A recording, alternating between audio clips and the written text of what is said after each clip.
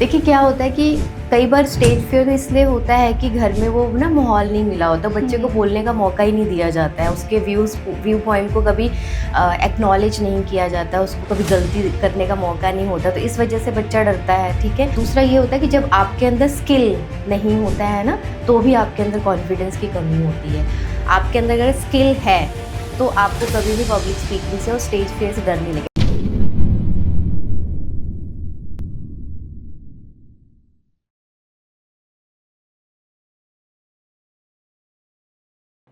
क्या आपको रिलेशनशिप में कंफ्यूजन है, या फिर फैमिली में काफ़ी लड़ाई झगड़े हो रहे हैं, या करियर में डायरेक्शन नहीं मिल रही, या फिर हेल्थ रिलेटेड काफ़ी इश्यूज हैं? सो डोंट वरी, आज ही जुड़िए टीयूटी ट्रिनिटी से।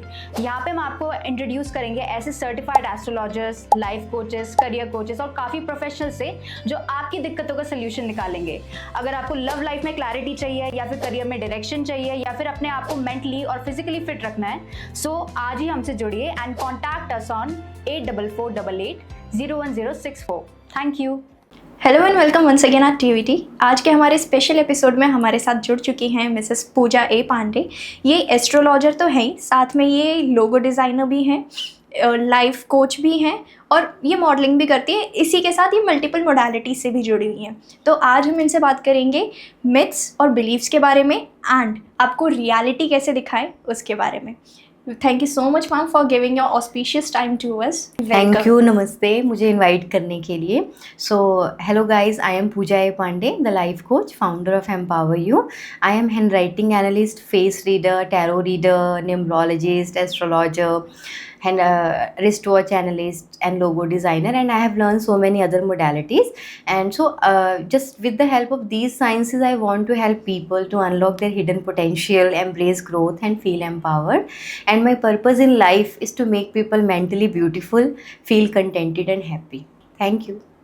Firstly, ma'am, I want to ask you कि how your journey started as a life coaching, astrologer, hand writing से भी आप लोगों को पहचान देते हैं, and facial features के थ्रू भी आप पहचान देते हैं, तो how your journey started? See, my journey started like 7 years back.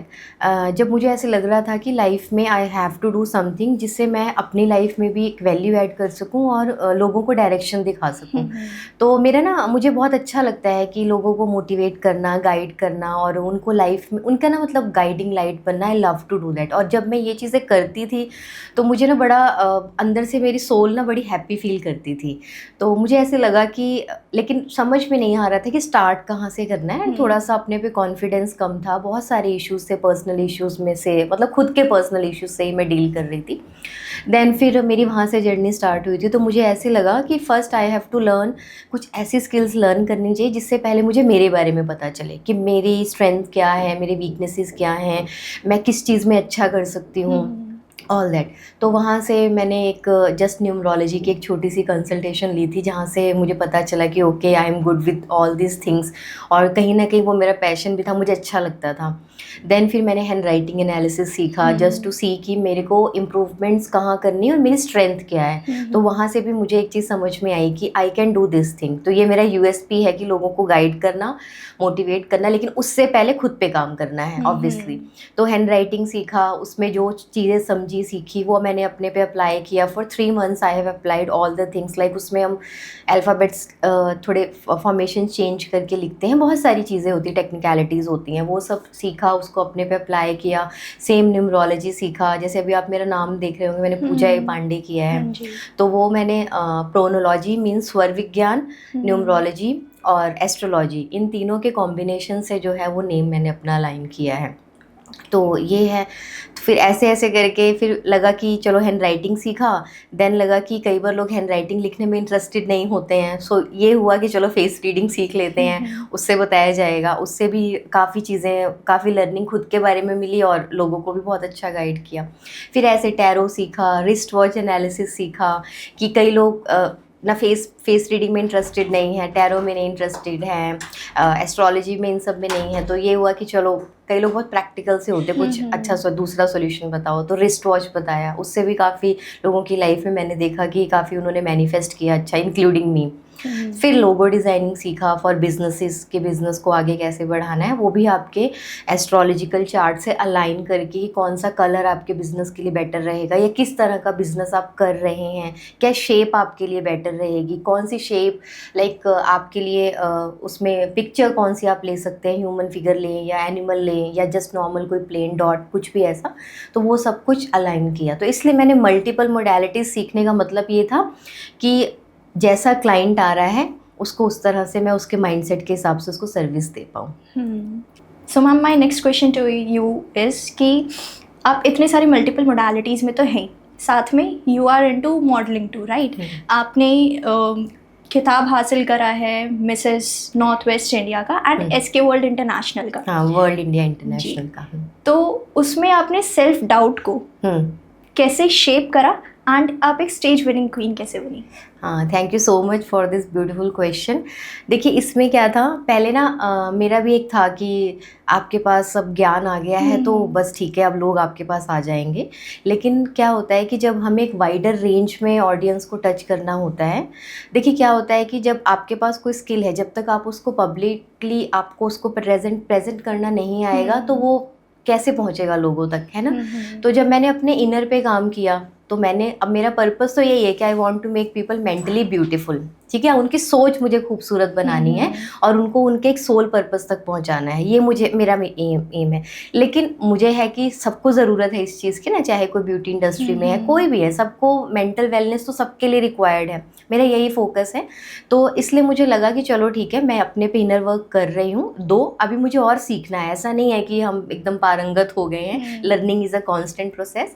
लेकिन मुझे इतना कॉन्फिडेंस आ चुका था कि अब मैं स्टेज पे खड़े होकर के अपनी स्किल्स को लोगों को बता सकती हूँ, और अगर मैं उनको कोई सजेशन दूंगी, गाइडेंस दूंगी, तो उनको अपनी लाइफ में इम्प्रूवमेंट्स भी दिखेंगी। उसका रीज़न ये है कि अगर मैं ये कह रही हूँ कि I am Pooja Pandey the life coach, तो आप मुझ में भी तो देखेंगे ना कि मैंने क्या ट्रांसफॉर्म किया। Exactly. है ना? First I have to show myself कि सी ये चीज़ें मैंने की है, ये देखो मैं लाइव एग्जाम्पल हूँ, तभी लोग मुझ पे ट्रस्ट करेंगे।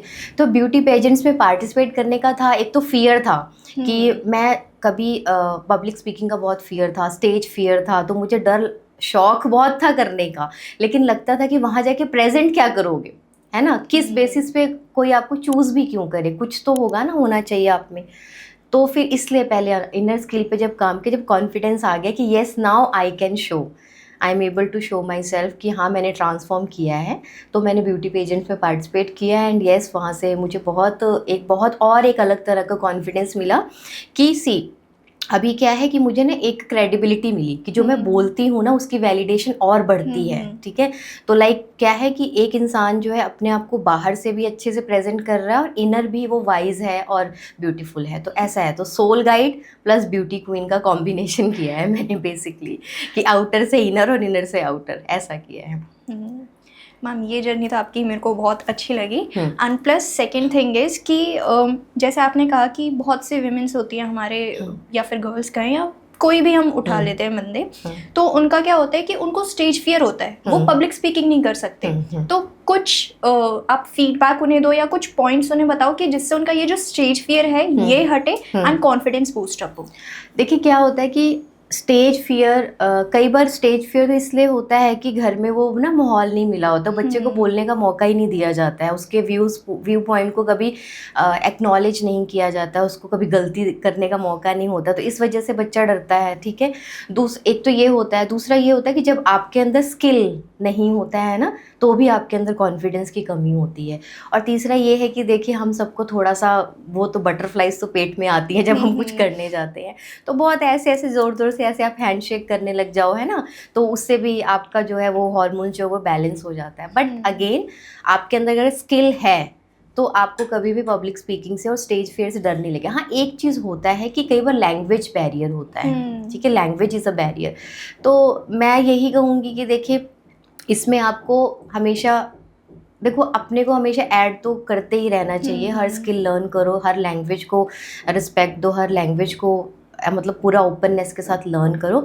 बट यहाँ पर ऐसा नहीं होता। अगर आप कॉन्फिडेंट होते हैं ना तो आप किसी भी भाषा में बोलेंगे, लोग आपकी बात को समझते हैं, ठीक है। तो अपने पास ऑप्शंस हैं, हम बाइलिंगुअल भी होते हैं। तो पब्लिक स्पीकिंग एक आर्ट है, एक स्किल है, ठीक है, जिसको सीखना चाहिए कि अपनी कहाँ पर आपको पिच स्ट्रॉन्ग रखनी है, कहाँ पे स्लो रखनी है। तो मैं लोगों को ये बोलूँगी जिनको पब्लिक स्पीकिंग का डर है, पहले तो एक स्किल पे काम करो, अंदर से कॉन्फिडेंस हो जाओगे, कॉन्फिडेंट रहोगे तो पब्लिक स्पीकिंग से डर नहीं लगेगा। दूसरा, मिरर के सामने प्रैक्टिस कर सकते हो, ठीक है, ये चीज़ है। तीसरा ये है कि पहले जो चीज़ें आपने सीखी हैं उसको जब आप खुद पे अप्लाई करके और दूसरों को जब बताओगे और जब वहाँ से आपको फीडबैक्स मिलते हैं ना, तो भी आपका कॉन्फिडेंस बहुत बूस्ट होता है। लेकिन घर पे बैठ के कुछ ना करके आप सोचोगे कि मेरा कॉन्फिडेंस बूस्ट हो, तो वो नहीं होगा। सो ये है एक थोड़ा सा लोगों को पब्लिक स्पीकिंग से इसीलिए डर लगता है। जो मैंने अपने केस में ऑब्जर्व किया था कि लैक ऑफ स्किल की वजह से मुझे पब्लिक स्पीकिंग का फियर था कि लोग, मतलब मैं क्या ही शो करूँगी, है ना, 2 मिनट में आप फ्लॉप हो जाओगे। तो ये चीज़ है, तो just work on your skill. और मैम, जब मैंने आपकी प्रोफाइल गो थ्रू करी थी तो मैंने उसमें देखा था रिस्ट वॉच एनालिस्ट, एंड अभी जैसे आपने बताया भी था कि you analyse the wrist watches. तो उसके बारे में हमें थोड़ा बताइए कि आप कैसे अपने क्लाइंट्स के रिस्ट वॉच को देख के उनके बारे में बताते हैं। हाँ, देखिए, रिस्ट वॉच में भी सेम है कॉन्सेप्ट अप्लाई होता है। इसमें भी हम क्या करते हैं, पहले जो हमारे पास क्लाइंट है उसका नेचर ऑफ वर्क, जैसे उससे पहला क्वेश्चन यही पूछा जाता है कि आप अभी कर क्या रहे हैं, ठीक है जी, उसने बताया। आप कोई प्रेजेंट में रिस्ट वॉच यूज़ कर रहे हैं जिसने दिखाई, तो ऑब्वियसली वो जब मेरे पास आया है तो डेफिनेटली कुछ ना कुछ प्रॉब्लम तो होगा, तभी आया सोल्यूशन लेने, समझा।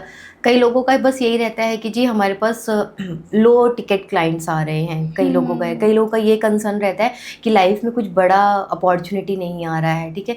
तो उस हिसाब से उनका प्रेजेंट नेचर ऑफ वर्क समझा, एंड देन उनसे फिर नेक्स्ट क्वेश्चन ये पूछती हूँ कि आपको मैनिफेस्ट क्या करना है, ठीक है। तो अब मैनिफेस्टेशन में भी बहुत मिथ है, वही मैंने बताया कि अभी आप 10,000 भी नहीं कमा रहे, अब सीधा 5 लाख कैसे सोचेंगे। आपके गोल्स में, आपके मैनिफेस्टेशन में मतलब वो होना चाहिए, रियलिस्टिक गोल्स होने चाहिए जिसमें प्रैक्टिकलिटी हो कि जो आप सोच रहे हो उसको आप पूरा करने की आपके अंदर क्षमता है। तो वो समझा, देन उस हिसाब से उनको रिस्ट वॉच में कलर्स, डिजिट्स कैसे होने चाहिए, रोमन हो या एनालॉग हो, या आप डिजिटल पे जाओ, और डायल का शेप, ठीक है। जैसे कई लोग डायमंड स्टडीड पहनते हैं, वो रिस्ट वॉच की जो बेल्ट होती है वो कैसे होनी चाहिए, लेदर की, क्योंकि बेल्ट भी बहुत सारे टाइप्स की होती है, मेटल की होती है, सिलिकॉन की होती है, प्लास्टिक होती है, कई लोग वो थ्रेड्स वाली पहनते हैं, ऑल दैट, है ना। तो वो सब कुछ अलाइन करके और जो उनकी सबकॉन्शियस के साथ अलाइन हो उसको मिक्स मैच करके, and then we give recommendation. अब देखिए, इसमें भी परफेक्ट नहीं मिलता है, क्योंकि परफेक्ट नहीं होता, हमें इसमें भी थोड़ा कॉम्प्रोमाइज़ करना पड़ता है। लेकिन हम कहते हैं 80% पैरामीटर्स मैच हो रहे हैं तो गो फॉर इट, ठीक है। बाकी आपका खुद का भी है कि आप अपने पे काम कितना कर रहे हैं, तो ये आपको और जल्दी हेल्प करेंगी ये चीज़ें। आप काम ही नहीं कर रहे हैं और आप ये सोच रहे हैं कि बस मैंने नग पहन लिया, अंगूठियाँ पहन ली, जेमस्टोन पहना, ये कर लिया, नाम चेंज करवा लिया, घड़ियाँ पहन ली, सो वो बात नहीं रहेगी। आपको काम तो करते ही रहना पड़ेगा, ये आपको हेल्प करने के लिए है ये साइंसेस सारी। Exactly. And ma'am, wrist watch पे ही बात करते हैं, तो आजकल हम लोगों में क्या हो रहा है ना कि डिजिटलाइजेशन ज़्यादा हो रहा है, तो हम डिजिटल वॉच ज़्यादा प्रेफर कर रहे हैं as compared to dial watch. तो आप उसमें कैसे हेल्प करते हो? देखिए, डिजिटल वॉच में जो मेरा अपना एक्सपीरियंस रहा है, जैसे मैंने देखा है ट्राई करके, तो मुझे ऐसे लगा कि डिजिटल वॉच जब मैंने यूज़ किया तो मैं बहुत ज़्यादा बिजी हो गई थी, 24/7 में बिजी हो गई थी, और कुछ चीज़ें जो है मेरी वो नहीं मैनिफेस्ट हो पा रही थी। तो अगेन ये सबकॉन्शियस के साथ अलाइन होने वाली बात है। मेरे लिए ये वॉच मुझे बहुत अच्छा सूट कर रही है, ठीक है, जब से मैंने इसको लाइफ में लाई हूँ। लेकिन डिजिटल वॉच मेरे हस्बैंड के लिए अच्छी काम कर रही थी, क्योंकि शायद वो, उनका जो ग्रोथ का जो जर्नी था वो मेरे से ज़्यादा अच्छा था, तो इसलिए उनके लिए वो चल रहा था, उनके सबकॉन्शियस के साथ अलाइन हुआ, पर मेरे साथ वो नहीं अलाइन हुआ। तो मैंने जो रियलाइजेशन किया कि बहुत ज़्यादा मेरे को बहुत बिजी हो गई थी मैं बहुत ज़्यादा, और सेल्फ के लिए टाइम नहीं मिल रहा था बिल्कुल भी, और कुछ चीज़ें जो है मेरी डिले हो रही थी। तो इसमें भी first we have to look कि क्या उनका चल रहा है, क्या उनके साथ ही जाएगी वॉच की नहीं जाएगी, ठीक है, ये चीज़ है। ओके। एंड मैम, जैसे हम आपको देख रहे हैं कि आप मल्टीपल मोडालिटीज़ में हैं, साथ में आप लोगो डिज़ाइनिंग भी करते हैं, राइट? तो फिर वो आप कैसे अलाइन करते हैं अपनी स्पिरिचुअल एबिलिटीज़ के साथ? हाँ, देखिए, इसमें भी एक लोगो को डिज़ाइन करने में सेम, पहले जो जिसका बिजनेस है उसको समझा जाता है, उसके हम्म। सबकॉन्शियस माइंड को, और उसके कंपनी में नेचर ऑफ वर्क कैसा है, क्या वहाँ पर लाइक जैसे कि फील्ड वर्क ज़्यादा होता है वहाँ पर कि लोग सुबह आते हैं अटेंडेंस देके और सबको फील्ड में जाना है, ठीक है।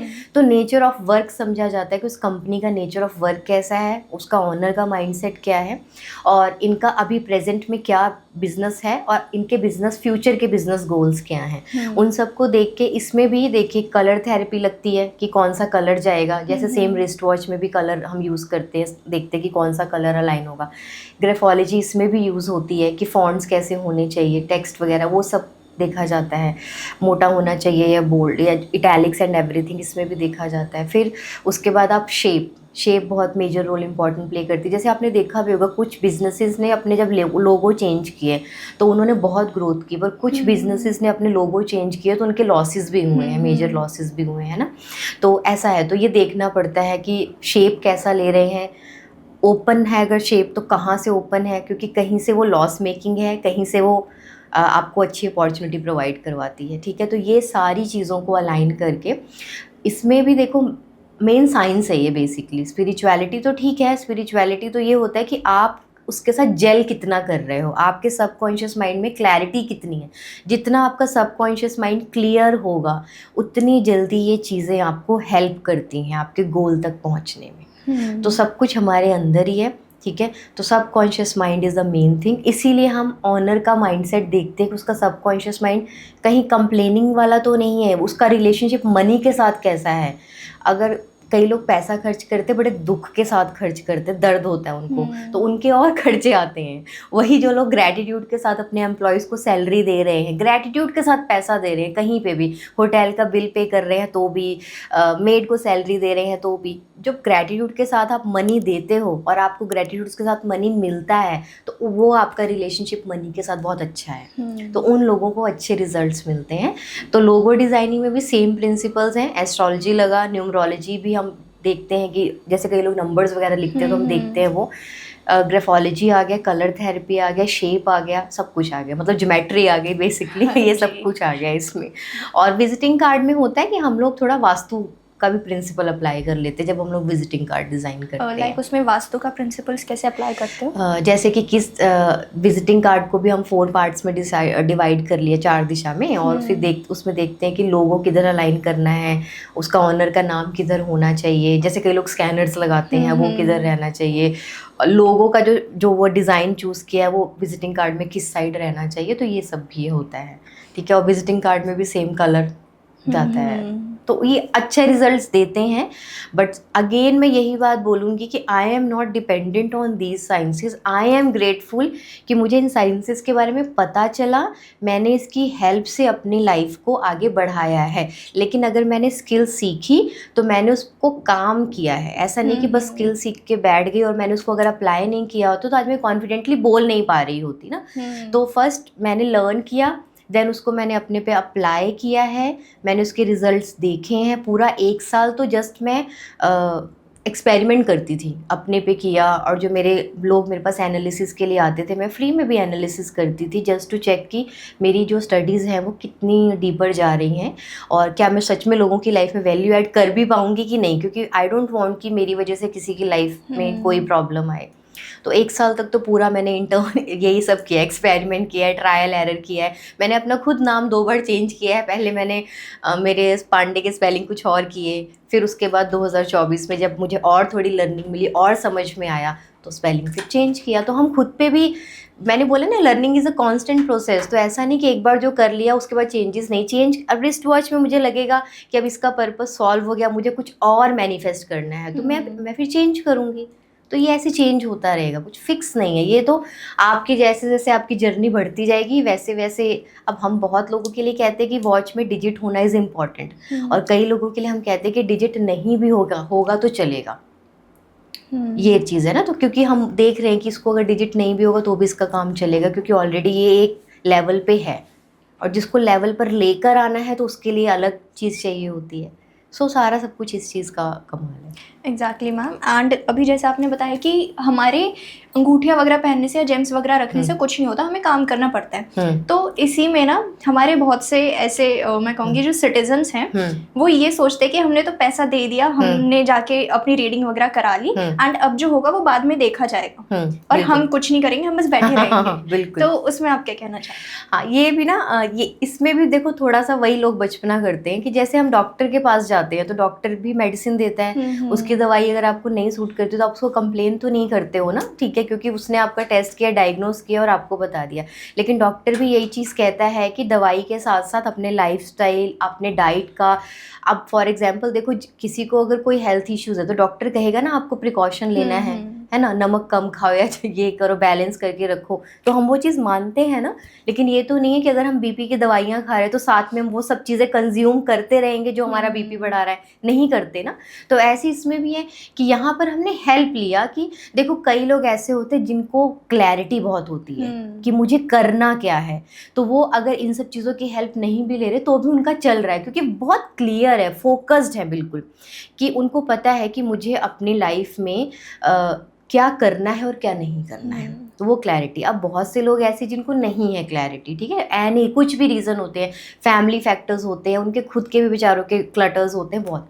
तो ये साइंसिस से आपको हेल्प मिली है, ये बताया गया है कि आपका पोटेंशियल ये है, आप इसके लिए आप इस चीज़ में अच्छा कर सकते हैं। जैसे कि एक मोटा मोटा एग्जाम्पल कि अब आपकी कुंडली ये कह रही है कि आप टीचर हैं, मतलब आपको बताया गया कि टीचर, आपको लगता भी है कि हाँ मुझे पढ़ाना अच्छा लगता है, लेकिन कौन से टीचर, वो छोटे बच्चों के प्ले स्कूल वाले टीचर कि you are good with kids, या फिर वो जो मिडल वाले स्कूल के बच्चे होते हैं लाइक 2nd से लाइक 6-7 तक के टीचर, ठीक है, कि मेरे को बस उतना ही पढ़ाना पसंद है, एंड या फिर हायर स्टडीज़ के टीचर ना, कि आप प्रोफेसर बन गए, PhD कर रहे हैं, यूनिवर्सिटीज़ में पढ़ा रहे हैं ऑल दैट, या फिर हमारे जैसे हम भी तो टीचर ही हैं, है ना, पर अब प्रोफेशनल कोर्सेज जो सिखा रहे हैं, है ना, जो ग्रूमिंग सिखाते हैं या हम सिखा रहे हैं, जो हम भी टीचर हैं, जो वो गीता पढ़ के आपको जो ज्ञान दे रहे हैं वो भी तो टीचर हैं। लेकिन ये आपको एक सटीक हेल्प कर देगा कि आपकी ये USP है, तो आप अगर इस दिशा में जाएंगे तो आप अच्छा करेंगे, तो आपको एक रास्ता, एक डायरेक्शन मिल गई, अब आपको पता चल गया,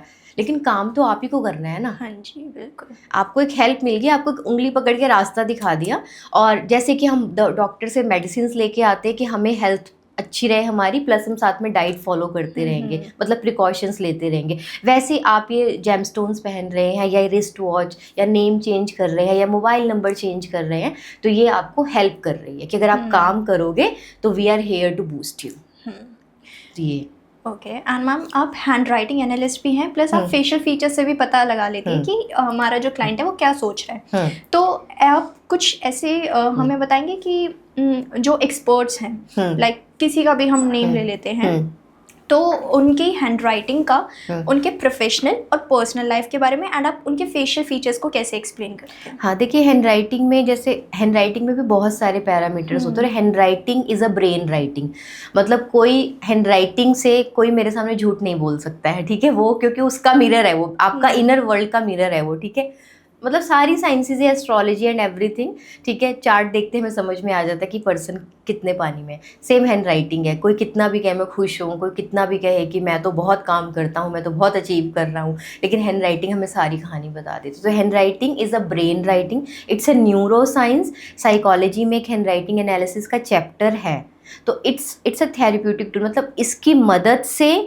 हैंड राइटिंग एनालिसिस की मदद से आप लोगों को बेटर वे में अंडरस्टैंड कर सकते हैं, उनको उनकी वीकनेसेस, उनकी इम्प्रूवमेंट, उनकी स्ट्रेंथ, ये सब आप गाइड कर सकते हैं। तो आप हैंड राइटिंग एनालिसिस से हेल्थ, वेल्थ, रिलेशनशिप, करियर, आपके इमोशनल क्लटर्स जो भी हैं वो सब कुछ आप इम्प्रूव कर सकते हो, लाइक मी, जैसे मैंने किया है, ठीक है, क्योंकि again it's a science, it's purely science, ठीक है, साइकोलॉजी है ये, तो ठीक है। इसमें हुआ, अब जैसे जो मेरी ऑब्जर्वेशन रही है कि जो लोग लाइफ में काफ़ी अच्छा कर रहे हैं, उनकी राइटिंग अगर मैं बताऊं तो उनकी राइटिंग में सबसे पहले ना उनके वर्ड्स में स्टेबिलिटी रहती है। जैसे कि फॉर एग्जांपल मैं लिख रही हूँ आई एम पूजा पांडे, है ना, तो मेरे वर्ड्स आपको मेरी राइटिंग में दिखेंगे कि वो जंबल अप नहीं हो रहे, छोटे बड़े नहीं हो रहे हैं, सिमिट्री दिखेगी आपको, राइटिंग में एक सिमिट्री दिखेगी कि जो इसकी लाइन्स हैं, लाइन के जो बीच में जो गैप्स हैं वो भी एक सिमिट्रिकल वे में हैं। फिर उसके जो वर्ड्स हैं उनमें जो अल्फ़ाबेट्स हैं वो सारे एक जैसे हैं, साइज़ एक जैसा है, राइटिंग का साइज़ अच्छा होता है, सिग्नेचर का साइज़ अच्छा होता है, क्लैरिटी होती है, स्ट्रोक्स बड़े ऊंचे ऊंचे लिए होते हैं उन लोगों ने। तो ये कुछ चीज़ें हैं। राइट मार्जिन हम देखते हैं कि किसने ऑक्यूपाई किया है, किसने नहीं किया है। तो जो मेरी ऑब्जर्वेशन रही है, कॉन्फिडेंट लोगों, बेसिकली आप कॉन्फिडेंट हैं तो आप लाइफ में अच्छा करेंगे, ठीक है।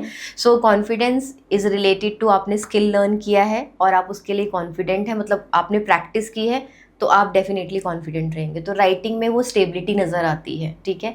एंड सेम फेस में भी जैसे मैं बोलूँ तो जो मेरी ऑब्जर्वेशन रही है कि जिनकी लॉन्ग नोज़ होती है उनको मैंने अच्छा करते हुए देखा है, ठीक है। स्क्वायर फेस शेप वाले जो लोग होते हैं उनको मैंने अच्छा करते देखा है। फिर उसके बाद जिनके ईयर जो हैं फॉरवर्ड ईयर्स होते हैं उनको मैंने अच्छा करते देखा। लेकिन ऐसा नहीं कि यही बेंचमार्क्स हैं, और भी बहुत सारी चीज़ें होती हैं, बट ये मैं अपने एक्सपीरियंस से बता रही हूँ क्योंकि अभी तो मैं आगे आगे और करती जाऊँगी तो और एक्सपीरियंसेस ऐड होते जाएंगे। बट अभी की जो मेरी ऑब्जर्वेशन रही है, मैंने ये देखा है जिनकी अपवर्ड थोड़ी आईब्रोज थोड़ी ऊपर की तरफ रहती है ना, लाइक शाहरुख खान ऐसे, तो ये लोग बड़े अच्छे अपॉर्चुनिस्टिक होते हैं, अपॉर्चुनिटी ग्रैब करना इनको बहुत अच्छे से आता है। तो ये ऐसी चीज़ें हैं जो मैंने ऑब्जर्व की। जिनके चीक्स थोड़े से होते हैं ना, वो उनका करेज काफ़ी अच्छा होता है। तो ऐसे बहुत सारे, फोरहेड जिसका ब्रॉड होता है उसको भी मैंने अच्छा करते देखा है। बाकी ये है कि फेस रीडिंग के टाइम पे भी we have to combine everything, सारे पैरामीटर्स चेक करने पड़ते हैं, देन एक रिजल्ट निकलता है। एंड मैम फेशियल एक्सप्रेशंस भी फेस रीडिंग से कहीं मैच करता है? देखिए वो तो फेशियल एक्सप्रेशंस तो ऐसा है कि वो तो आपने अपने आप को किसी के सामने पोर्ट्रे करने के लिए किया है ना, कि स्माइल दे रहे हो या प्लेन फेस बना के बैठे हो। लेकिन हमारे सामने तो आप फेक प्ले कर ही नहीं सकते हो, है ना, ये चीज़ है। क्योंकि अगर आपने हैंड राइटिंग नहीं दिखाया, आपने अपना हाथ भी नहीं दिखाया, आपने अपनी कुंडली भी नहीं दिखाई, तो मैंने आपको फेस से पकड़ लिया, ठीक है, कि ये चीज़ है इसके अंदर। अब ये है कि देखो फेस में थोड़ी सी चेंजेस ऐसे आते हैं कि अब ना फेस भी हमारा बदलता है, आपको ये चीज़ पता है। राइटिंग भी बदलती है, आपके स्कूल टाइम की राइटिंग और आज की राइटिंग में फ़र्क होगा। क्यों होता है? आपका सबकॉन्शियस माइंड बदलता जा रहा है। जैसे आपके विचार होंगे, जैसे आपका एनवायरनमेंट होगा, आपको शादी के बाद पार्टनर कैसा मिल रहा है, या आपको पेरेंट्स कैसे मिले थे, आपकी भक्ति कैसी है, आपके कर्म कैसे हैं, आप सोशल मीडिया पे क्या कंटेंट देख रहे हैं, आपकी आदतें कैसी हैं, ये सब चीज़ों की वजह से भी हमारा सबकॉन्शियस माइंड बदल रहा है, ऑब्वियसली, है ना, हमारे थॉट प्रोसेस बदल रहे हैं। तो अगर पॉजिटिव कर रहे हो तो पॉजिटिव चेंजेस दिखेंगे राइटिंग में, है ना, अगर नेगेटिव है तो नेगेटिव दिखेगा। सेम हमारा फेस भी, आप देखिए जो लोग जिनके विचार बहुत प्योर होते हैं, जो अपने काम से काम रखते हैं और सभी इंसान से प्यार करते हैं, स्प्रेड, है ना, ग्रैटिट्यूड में रहते हैं, उनके चेहरे पे एक अलग सा ग्लो दिखेगा आपको। और वहीं जो लोग थोड़ा सा मतलब लाइक थोड़ी उनकी भावनाएं अच्छी नहीं होती हैं, फीलिंग्स अच्छी, जेलसी फील करते हैं, मन में मैलिस रहता है या दिमाग में क्लटर बहुत भर के रखते हैं ना, और अपने ग्रोथ पे फोकस ना करके दूसरों का देखना कि अरे उसके पास क्यों नहीं है, तो आपको उनके फेस पे थोड़े से दिखती है, डलनेस दिखेगी, ये होता है। तो आपका सबकॉन्शियस माइंड जो है ना, ये सारी कहानी बताता है। तो ये हमने मोडालिटी सीखा इसीलिए कि हम समझ पाए कि इस पर्सन कितने पानी में है, ये चीज़ है। कई लोग हैं बोल बच्चन होते हैं, बोलते बहुत है, बहुत काम कर रहा हूँ, बहुत काम कर रहा हूँ, है ना, पता नहीं मुझे रिजल्ट क्यों नहीं आ रहा, लेकिन वो गलत दिशा में एफर्ट्स लगा रहा है, और वो आदमी बोल ज़्यादा रहा है, काम कम कर रहा है। तो ये भी हमें फेस से पता चल जाता है। ये तो मैम हमारे फेशियल फीचर्स की बात हो गई। अब जैसे हैंड राइटिंग की बात होती है, तो किसी की आदत होती है वो कर्सिव वे में लिखता है, हाँ, तो आप उसके बारे में कैसे पता लगाते हो? देखिए कर्सिव में, देखो राइटिंग में तो हम कर्सिव में लिखते हैं, लेकिन पहला अल्फाबेट हम कैपिटल लिखते हैं ना, जैसे आई एम पूजा पांडे, तो मैंने आई ही कैपिटल लिखा, बाकी तो मैं कर्सिव में लिखूंगी। फिर मेरा नाम आया पूजा का, पी ही तो कैपिटल लिखूंगी। हाँ, लेकिन ये होता है कि मैं इसमें बता देती हूँ कि जो लोग सिग्नेचर अपना छोटा स्टार्ट, जैसे कर्सिव राइटिंग से स्टार्ट कर देते हैं, तो ऐसे लोगों में सेल्फ एस्टीम थोड़ा लो होता है। हाँ, मतलब उनके अंदर ना, जैसे कि signature is a public personality, ठीक है, कि आप पब्लिक में कैसे हो, लीडरशिप में और अपने आप को प्रेजेंट करने में पब्लिक में कैसे हो। तो जो लोग कैपिटल्स ना यूज़ करके स्मॉल से सिग्नेचर स्टार्ट करते हैं, तो थोड़ा सा वो बैक स्टेज रहना ज़्यादा पसंद करेंगे, सेल्फ एस्टीम उनका थोड़ा सा लो होता है। ये ऐसी राइटिंग में अगर मैंने आई एम जहाँ जहाँ लिख रही हूँ, अगर वहाँ मैं आई छोटा वाला लिख रही हूँ, कर्सिव राइटिंग वाला, तो सेम दिखाएगा कि पर्सन का सेल्फ एस्टीम बहुत लो है, उसका अपने ऊपर विश्वास कम है, कॉन्फिडेंस उसका लो है, तो ये चीज़ दिखाता है।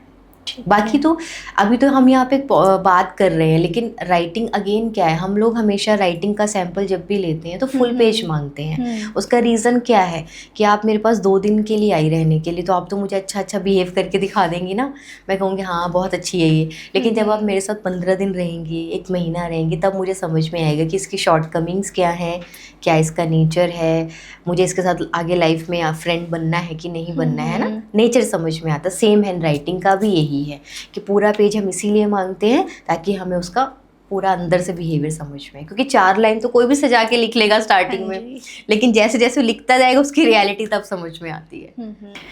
मैम एस्ट्रोलॉजी में ऐसा कहीं है कि फॉर एग्जांपल विमेन एंटरप्रेन्योर्स हमारे बहुत हो रही हैं आजकल, ठीक है, और काफ़ी ज़्यादा अपना नाम भी कमा रही हैं, तो एस्ट्रोलॉजी में ऐसा है कि कहीं वो बता सके कि इस टाइम पे आप ये काम कीजिए एंड आप बूस्टअप करेंगे? देखिए वो तो वही दशा महादशा जो चलती है ना, वो तो चार्ट देख के ही पता चलेगा कि क्या है, और बाकी प्लानिटरी कॉम्बिनेशंस भी देखने पड़ते हैं। अभी जैसे आपने भी सुना होगा ना कि बहुत सालों से एक आदमी काम कर रहा नहीं कम, लेकिन अचानक से 1 साल ऐसा आया कि वो बढ़िया छा गया है ना, तो वही है वो महादशा, उसमें अंतरदशा, कौन सा प्लैनेट जो है अपना घर बदल रहा है, ट्रांजिट्स कैसे हो रहे हैं, ये सारे को कॉम्बिनेशन करके पूरा जूम करके कुंडली को देखा जाता है। लग्न चार्ट जो हो गया, जो जब हम डेट ऑफ बर्थ आपकी डालेंगे तो जो लग्न चार्ट आता है वो आपका ब्लूप्रिंट है, मतलब आपको ये पता चल गया कि आप ये सॉफ्टवेयर लेकर आए हो, आपका सर्किट सिस्टम ये है, ठीक है।